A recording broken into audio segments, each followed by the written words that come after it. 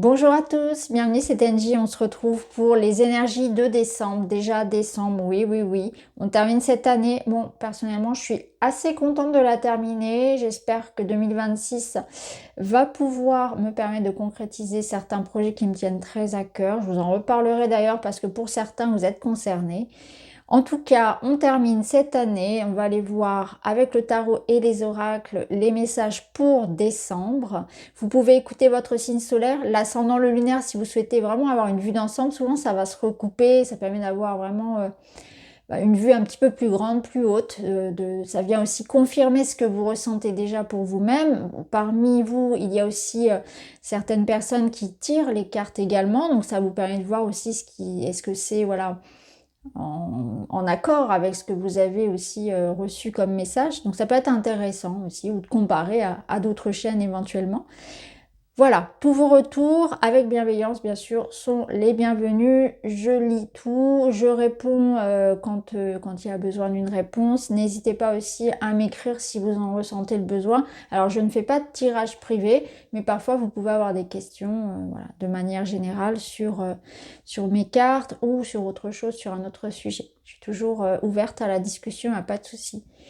Voilà les amis, j'en profite aussi pour vous souhaiter une bonne fin d'année, de bonnes fêtes à ceux qui vont voilà, avoir des repas de famille, qui vont fêter Noël, etc.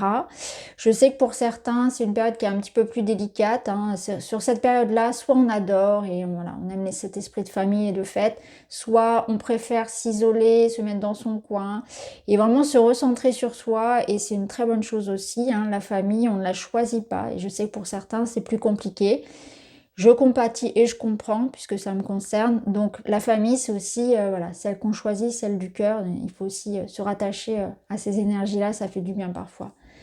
Voilà, je vous souhaite une très belle écoute. Je vous embrasse et je vous dis à tout de suite avec votre signe. Bonjour les Sagittaires, bienvenue dans votre guidance de décembre. On va aller voir ensemble vos messages sur cette fin d'année.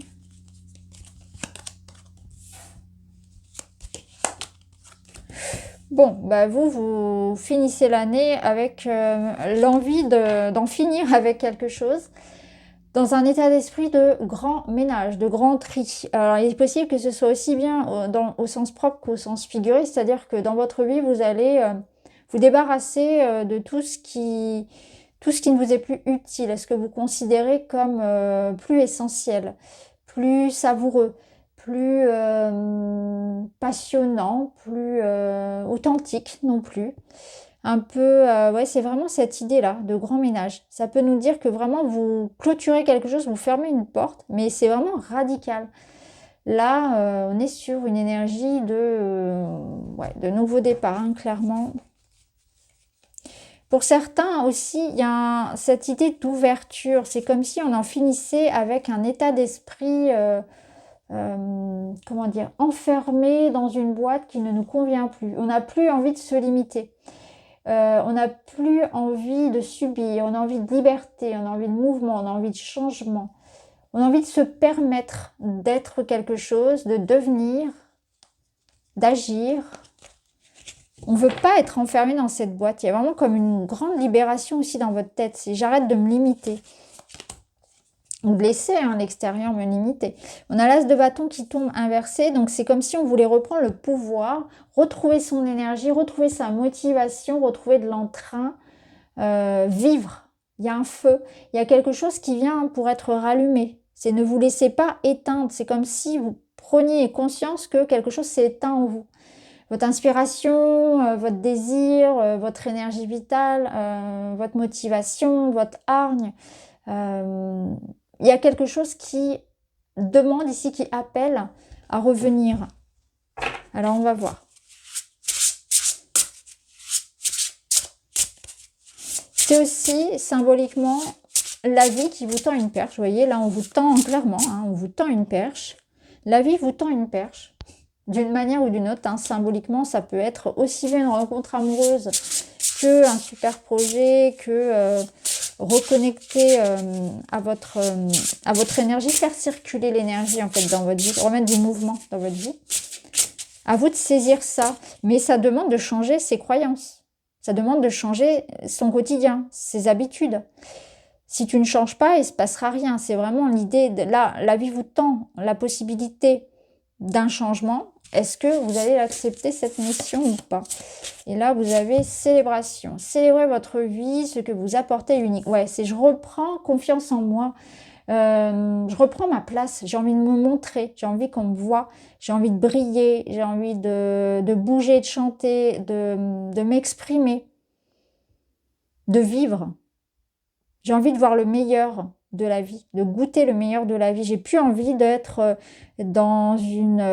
enfermée dans quelque chose de triste qui me conditionne, qui m'empêche de vivre. Non, là, le mois de décembre, vraiment, vous avez envie d'en profiter. C'est marrant parce que vous avez la carte du changement là au dos. Permettez-vous de surfer sur la vague du changement sans y résister. Et là, on sent que c'est festif, hein, c'est vraiment, ça pétille. Il y a quelque chose qui vraiment se rallume. Le feu se rallume chez vous. Il y a quelque chose, ça nous parle ici d'authenticité et quelque chose d'unique chez vous. Donc, vous seul savez, ce qu'il y a d'unique, ça peut être votre humour, ça peut être vos conseils, ça peut être votre créativité. Voilà, il y a quelque chose d'unique chez vous qu'il faut laisser s'exprimer, briller. Le 5, c'est le changement, c'est oui la transition. J'évite d'être impulsif ou trop réactif. Bon, on vous met en garde contre un excès de feu. Avant de foncer tête baissée sans réfléchir et d'en subir les conséquences, je change d'attitude en m'intéressant à d'autres points de vue, en restant ouvert. Je gagne ainsi en pertinence. Voilà, on fonce pas tête baissée dans l'idée d'avoir envie de ce changement. Parce que là, on pourrait vraiment, vous voyez, tout jeter d'un coup sans réfléchir et après regretter. L'idée, c'est plutôt de faire en sorte que ce soit bénéfique pour vous. De voir justement dans cette idée de priorité et de tri, de voir ce que je prends, ce que je garde, ce que je continue, ce qui me sert plus, etc. De prendre le temps justement de ce changement, prendre le temps de savoir ce que vous voulez et comment vous allez l'entreprendre. Donc attention à l'impulsivité, à la trop grande réactivité. Donc ça va vous emmener ici à être attentif à la manière de réagir, de communiquer aussi, d'échanger avec les autres. On va aller voir dans la matière.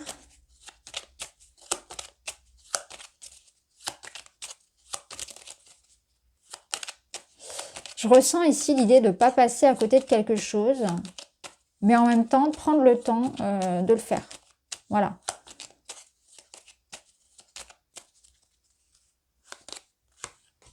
Le renard invite à la réflexion, à l'intelligence. Ok.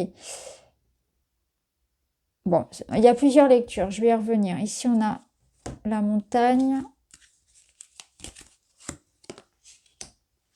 Vous voyez, on retrouve ici du feu. On a la colère. Il y a quelque chose qui vous agace, qui n'est plus possible et vous allez vous rebeller. Vous allez vous rebeller contre quelque chose ici qui résonne comme un désaccord. C'est comme si on vous avait manqué de respect, on avait dépassé vos limites là. Et vous allez dire stop. Il y a quelque chose en vous qui se réveille pour dire stop. Je sais ce que je vaux, je ne veux plus subir ça. Donc on n'est pas d'accord peut-être avec une situation, ça peut être dans le domaine professionnel par exemple. Vous savez que vous méritez quelque chose ou qu'on vous a manqué de respect, on vous a menti, on vous a utilisé. Il y a quelque chose qui résonne comme ça. Vous allez vous battre pour obtenir ce que vous méritez. Donc ça peut passer par des rendez-vous, des entretiens, des démarches. Ça peut nous dire aussi que il y a dans votre entourage des personnes qui peut-être ont un petit peu abusé de votre présence, de vos conseils, de votre gentillesse, de vos talents. Et là, c'est comme si on remettait l'église au milieu du village. Là, on disait stop, c'est bon. Là, on part. Vous voyez, il y a comme l'idée dans cette carte un peu d'une vengeance où elle ne veut plus subir les choses, mais elle vient se faire justice en fait. Elle vient se faire justice. On lui a brûlé sa maison et elle vient se venger contre les villageois qui ont des préjugés sur elle parce que c'est une sorcière. Donc, il y a l'idée que peut vous avoir fait quelque chose. Et vous ressentez de la colère, de la rancœur et une certaine forme d'injustice et vous voulez votre revanche. Vous voulez que justice soit faite, en tout cas, dans une situation. Donc ça peut être ça. Et si c'est le cas, faites les choses bien. Par exemple, ça peut être vraiment, ça peut aller jusqu'à, je sais pas, hein, aller jusqu'au prud'homme, par exemple. Alors, c'est un exemple, c'est voilà, un exemple très précis, mais ce serait se faire aider, hein. On l'avait vu ici, ne soyez pas trop impulsif ou réactif. Prenez bien le temps de prendre des conseils, d'utiliser la loi pour vous protéger, d'utiliser, pourquoi pas, les conseils d'une personne assermentée, etc. Un avocat, quelqu'un qui pourra vous aider, un juriste. Mais en tout cas, il y a l'idée ici de faire valoir ses droits, se faire justice, ne plus subir des situations, redresser la barre, prendre les choses en main. Si c'est pas un conflit par rapport à quelqu'un, c'est l'idée que dans le domaine de vos finances, de votre travail, de vos études, du quotidien, vous avez envie ici de reprendre les choses en main pour pouvoir aller vers quelque chose qui soit mieux pour vous. Voilà. Il y a l'idée vraiment de ne plus être dans une passivité, mais au contraire d'être dans cette énergie de je suis pas d'accord avec ce que je vis, je suis pas d'accord avec ce que je vais, ce que je reçois. Je vais je vais pas me laisser faire. Voilà, je reprends les choses en main.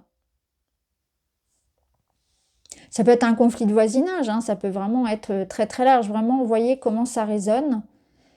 Ça peut être l'idée ici, oui, d'un litige, hein, d'un conflit. En tout cas, là, vous êtes en train de régler la situation. Et vous vous faites conseiller, vous vous faites aider. On voit qu'il y a beaucoup d'intelligence, de stratégie. Et c'est vraiment, ça fait opposition à cette impulsivité ici contre laquelle on vous mettait en garde. Alors, dans le domaine du relationnel.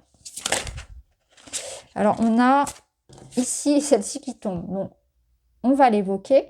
La fin. Vous coupez avec, vous voyez, tout ce qui est négatif. Alors, ça peut être l'idée de faire du tri dans votre monde aussi relationnel. Hein, les personnes qui profitent, les personnes qui sont fausses, manipulatrices. On n'a pas envie de faux semblants. On n'a pas envie de s'embêter avec des gens qui se mentent à eux-mêmes, qui nous mentent et qui se mentent aussi à eux-mêmes. Des gens qui sont faux.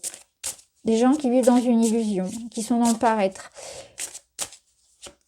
Donc attendez-vous quand même à du ménage sur la fin d'année aussi dans le monde, dans votre domaine relationnel. Alors, on va aller chercher l'amour dans votre jeu. Où est l'amour pour vous les Sagittaires? Où se cache-t-il? Il est là et il est à côté de la femme. Ok, intéressant. Et on va aller chercher l'autre. L'homme est là. Voilà, donc on a ici deux personnes. Alors, l'énergie de l'amour pour vous, c'est celle du renouveau. On combat ici, comment dire, la routine. On combat quelque chose qui, encore une fois, hein, on laisse derrière soi. C'est vraiment, c'est fou parce que votre tirage, l'énergie globale, c'est ça. C'est vraiment faire du tri. Et ça va se ressentir aussi dans votre monde amoureux, quelque part. Alors, cette femme, ça amène aussi de la douceur en amour. C'est que là, on a envie d'accéder à quelque chose de supérieur en termes de qualitatif. Donc, il est question de ne plus vouloir se contenter des miettes. Alors que ce soit dans les relations familiales, amicales, amoureuses, hein, romantiques, on veut plus se contenter des miettes. Donc, si la relation n'est pas satisfaisante, n'est pas nourrissante, je vais m'en éloigner. Il y a un désir pour vous de tranquillité, de paix, de prendre soin de soi et de s'entourer de peu mais de bien. Vraiment qualitatif sur la quantité. Quitte à passer la fin d'année quelque peu seul avec ses chats, hein, mais au moins on est bien. Vous voyez, il y a quelque chose comme ça, comme l'idée de se protéger davantage et de plus vouloir faire semblant. Ne plus vouloir faire semblant, d'accepter des invitations quand on n'a pas envie. De plus vouloir faire semblant, vraiment, de se forcer, de plus vouloir se forcer non plus. Et de plus forcer non plus à ce que ça fonctionne. Il y a l'idée que j'ai assez donné. Si ça ne fonctionne pas, bah tant pis, c'est que ça ne devait pas fonctionner entre nous. Vous voyez, donc dans l'amour affectif, ça va être aussi un petit peu comme ça. C'est que je me priorise. Il y a une notion d'indépendance et de liberté qui est très présente là. Hein. C'est vraiment je me choisis. Je me choisis, je prends soin de moi. Je préfère être seule que mal accompagnée. Pour d'autres, on n'est pas dans cette énergie-là, on est dans l'énergie d'un couple qui a besoin de sa routine, de son rythme, de son cocon et de son intimité, et en même temps qui doit essayer de ne pas faire en sorte que ça sclérose la relation. Donc on est en train de trouver comment cheminer vers de la stabilité dans la relation sans pour autant tomber dans quelque chose de trop pantouflard et qui nous ennuie mortellement, voyez? Donc c'est un juste milieu entre la stabilité et l'ennui. De savoir encore faire des sorties, mettre du piment dans son couple et se surprendre, et en même temps avoir des routines, des habitudes qui renforcent notre intimité. Donc c'est un art, hein, c'est du jonglage, hein, la vie de couple, la relation, c'est effectivement tout un art. Et c'est ce que vous êtes en train d'apprendre avec l'autre. Hein. Voilà, là il y aura aussi cette notion-là pour certains couples, certaines relations. On a une énergie ici où on a une des personnes qui vraiment a besoin de se reposer mentalement et physiquement. Je pense que ce qui se passe au boulot, là, ou dans le quotidien, il y a quand même des, vous voyez, dans les finances, etc., ce qu'on a vu là, ça peut avoir quand même pas mal impacté moralement, bien sûr, et physiquement, cette personne-là, qui a besoin sur la fin d'année quand même de se permettre des vacances ou de se reposer, tout simplement, ouais, coucouner. Et puis on a l'autre personne qui est un peu dans le même état d'esprit, mais qui peut-être parfois est un peu plus, on va dire, enfermé dans ses problèmes. Donc on en a un qui exprime quand ça va pas et qui en parle et qui essaie de chercher les solutions. Et puis on en a un autre qui est peut-être un peu plus passif dans la difficulté et qui est un peu plus dur, qui, comment dire, cette personne, en fait, elle a beaucoup plus de mal à admettre, par exemple, qu'elle ne va pas bien, ou elle a tendance à mettre un mouchoir sur les problèmes. Elle encaisse beaucoup, cette personne, et c'est peut-être une personne qui a besoin parfois justement d'exprimer un peu, de faire comme des purges émotionnelles, parce que c'est des personnes qui vont avoir tendance parfois à ce que ça se reporte sur le corps, par exemple. Donc ça peut être, voilà, il faut trouver un exutoire, il faut trouver un moyen pour ces personnes-là d'exprimer les problèmes, et c'est des personnes peut-être un peu pudiques aussi par rapport à leur souffrance, où quand il y a des difficultés, ben voilà, on encaisse, mais au bout d'un moment ça peut être difficile. En tout cas, au niveau de ce couple-là, je vois pas de grosses difficultés, si ce n'est cet art de jongler, là, de pas tomber dans quelque chose qui enferme et qui effraie et qui ennuie aussi. Et en même temps, apprécier l'intimité, apprécier d'être ensemble, apprécier d'avoir des petites habitudes qui nous rapprochent sur cette fin d'année. Donc il y a quand même la notion de retrouver, hein, on a la notion, voilà, de repos, de cocon, de famille, de construire quelque chose. Hein. Donc voilà. C'est plutôt pas mal. Ça peut représenter aussi dans un couple quand même cette idée que là on a quelqu'un qui en a marre d'attendre, et on a quelqu'un ici qui réfléchit, qui a besoin de prendre son temps pour s'investir, pour construire, pour que les choses se fassent. Et voilà, et on en a un des deux qui est un peu plus volcanique, on va dire, et qui est un peu plus impatient. Alors, on va prendre un petit message de mon nouvel oracle. Je ne peux pas vous montrer encore parce que je n'ai pas les illustrations, mais je vous lis le message. Vous avez la carte des excuses et on vous dit « Je suis désolée, pardonne-moi, j'ai eu tort. Rédemption, réconciliation, pardon. » Cette personne culpabilise, elle s'en veut terriblement de ce qui s'est passé entre vous. Elle aimerait pouvoir effacer et recommencer la scène. Elle souhaite te dire qu'elle reconnaît ses erreurs. Elle aimerait te demander pardon, que tu acceptes ses excuses. Elle est sincèrement désolée de t'avoir blessé. Donc voilà ce qui peut aussi causer peut-être un petit peu de fatigue pour cette personne-là. Ça peut être un message en plus. Vous voyez si ça résonne pour vous. En tout cas, on a une personne qui est désolée et qui souhaite ici vous présenter ses excuses, et elle espère vraiment que vous les accepterez. Elle est sincèrement désolée de vous avoir blessé. Voilà, donc ça nous parle de réconciliation et de pardon. Voilà les amis, j'espère que ça vous parle. Dites-moi en commentaire, je vous embrasse, à très vite.